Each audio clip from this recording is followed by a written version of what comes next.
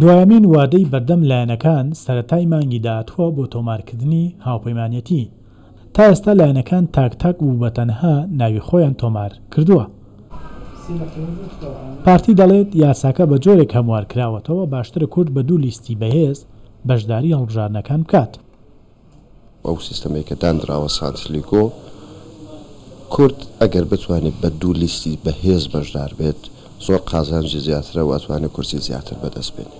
هەوڵی زۆر جدی هەیە بۆی کە کورد بە یەک لیست بەشدار بێت لە ئینتیخاباتە.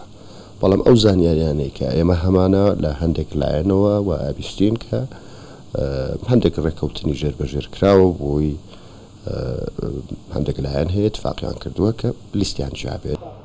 لایەنەکانی کەرکووک بە کورد و عەرەب و تورکمان شەڕی زۆرترینی کورسیەکان دەکەن. چارەنووسی کەرکووکیش بەسراوەتەوە بەم هەڵبژاردنەوە.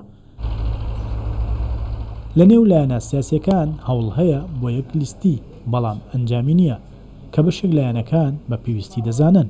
جگە لە پارتیویەکێتی حزبەکان تر هەموو ئستعدادی خۆیان دەربڕیوە بۆ ئەوی لە لستێکی هاوپەیمانی گەورەیە بن، بەڵام تا ئێستا ئەم هەنگاوە لە کوردستانەوە دەبێ بنرێت، دەبێ مەکتەبی سیاسی و سەرۆکایەتی هەردوو لا دەبێ بگەن ئەو بڕیار بدەن بۆ ئەوەی خوارۆش ئیلتیزامیان پێوە بکات.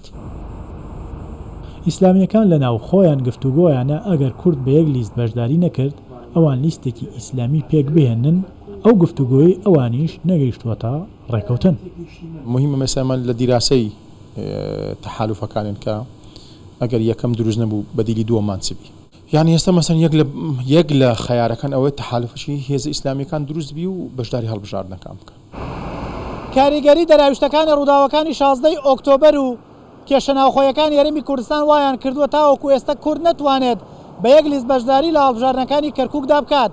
ئەگەر بە کەمترین لیست یا بە یەک لیست بەشداری هەڵبژاردنەکاندا بکات دەتوانێت بە دەرەنجامەکەی ئەو بارەلارەی لە کەرکووک هەیە بەرەو ڕاستکردنەوە ببات. ڕۆژمەند ساڵح کوردستان 24 هەولێر.